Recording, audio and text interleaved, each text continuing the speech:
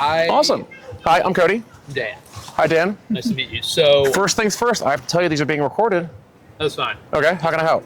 I was hit by an 18-wheeler in 2019. Okay. Kind of messed up my back. Obviously, I was hit in Lagrange. I called a law firm, and the settlement was like horrible. It was like really low. It was a horrible accident, and it was like a $3,900 settlement for an 18-wheeler wreck, which is I talked to people, and they were like, "That's," and I was like 22 at the time.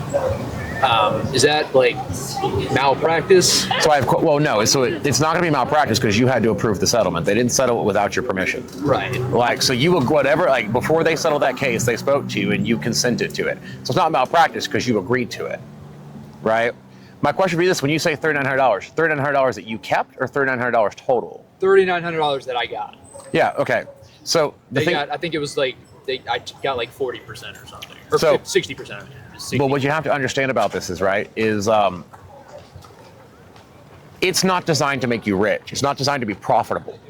It's designed to make you whole and to cover your expenses. That's the purpose of like when there's an accident or an injury, right? The purpose of litigation. So you probably got $30,000, but 25,000 of that or 20,000 of that went to go pay your doctors. Right. But Right. there's a pain and suffering because my back is like messed up, like it is, and I don't think they took it seriously. It was one of the bigger firms, and So the way personal injury works is like your case doesn't start until you're done treating. So if you were still going to doctors and still getting health care, then your case would have just been in a purgatory until a doctor released you from your care. If your doctor released you from the care and they're like, listen, there's nothing more that we can do for you, we're not giving you a medical benefit, then the doctors determine that you're no longer injured at that point, right? interesting. Yeah, like we have to you have to present an argument to a jury, and you can't just say I'm hurt. Right. You have to have proof you're hurt. The doctor's the proof that you're hurt. So if you go to a doctor and you treat for like 6 months, great, that's fine. But if you treat for someone who treats for 9 months has a larger settlement than someone that treats for 9 days, right? Yeah.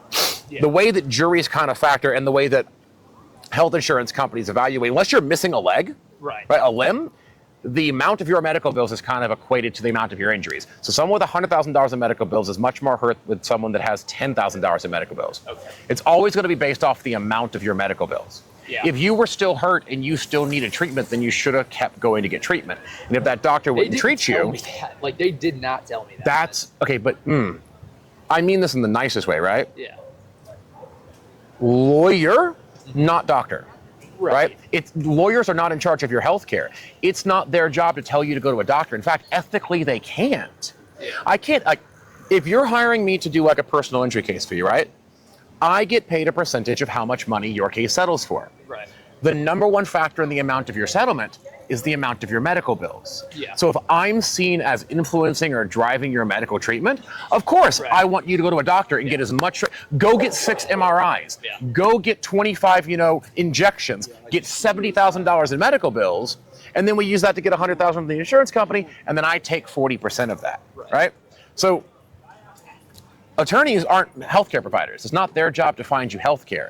If you're hurt or you're injured, you go to a doctor. And if you don't like what that doctor has to say, this is not like, you're not an idiot. You know that there are other doctors. Like you can go anywhere you want to. Right. So I don't want to put the blame on you, but if you were still hurt and you were still injured and that doctor wasn't helping you, you could have or should have gone to a different doctor and sought additional care somewhere else or got a second opinion. Yeah. Right? The problem. But you didn't have to accept a settlement. You always have the chance to say, I don't like it. And you also don't have to stick with your attorney. If you have an attorney and you don't like that attorney, you can fire them. I was young as shit, didn't know. But one more thing. Yeah. Question. So the guy that hit me was an 18-wheeler. He took off afterwards. Okay. Hit me and darted on the other side of the interstate. Lost all his car. It was crazy. Is there not? There's a like a, what do you call it? I know there's some kind of clause that's like mental, like a catastrophic. I don't know what it's called, but it's like devastating. Oh shit. Sorry. The only factor that would influence your ability to increase that offer from any kind of accident like that would be if there was like an additional factor. So like it's called punitive damages, right? So if I was drunk and I hit you, then the medical bills falls into it, but also punitive means punishment, right? I get more money because you deserve to be punished because you were drunk. The guy right? ran. Right. Well, it's not. you said he ran. Like what did he just like you said? Took off down the interstate on the other side of the interstate. Okay. 2 miles down the interstate. He tried So to then, get away. So then that would have like leaving the scene of an accident would open you to punitive damages, but it still comes down to like what the amount of your medical bills were, how soon you got treatment, how much treatment you got. For all you know, they might have factored that into that settlement. You don't know how much your medical bills were. $600. Not very much. Your medical bills were not $600. Okay, maybe not. Maybe that's Okay, did you go to the hospital? no. I Okay. should have gone to the hospital. I didn't go to the hospital. Did you get an ambulance? No. No. Did you go to the hospital? I went to a orthopedic like Okay. 2 or 3 weeks afterwards. I just was dumb. And that's why you didn't get any money. Okay. So, like, the reason why I say your medical bills weren't $600 is an ambulance ride is $1,200. An ER visit from an accident is $5,000 to $10,000. Yeah. So I was right? just dumb, basically. Well- I mean, like, Here's the way this works, right? If you don't go to you have to prove your injury. So if you're claiming I hurt you, right? The accident is in dispute, but whether I injured you is, Yeah. right? So you got to prove that I caused that injury. If you go to the doctor 3 or 4 weeks after the accident, I get to tell the jury that, well, he could have fell down the stairs, fell off his scooter, Right. playing football. How do you prove the injury came from the car crash? Plus, I'm only responsible for mitigating the injuries I caused to you, not additional injuries you caused to yourself for your failure to treat. yeah. Like, Yeah, that makes sense. if I I just break- heard a horrible review. if I about the break hospital. your ankle right now and you go to the doctor and they're like, we got to amputate your foot, I owe you for the loss of your foot, the inability to walk, permanent disability, and everything, right? At what point, like, at what But- point is it too late to go to a doctor? Like, at what point is it like? 'Cause I is mean, that if just you- subjective. I mean, like, If you should go to a doctor the day you get injured.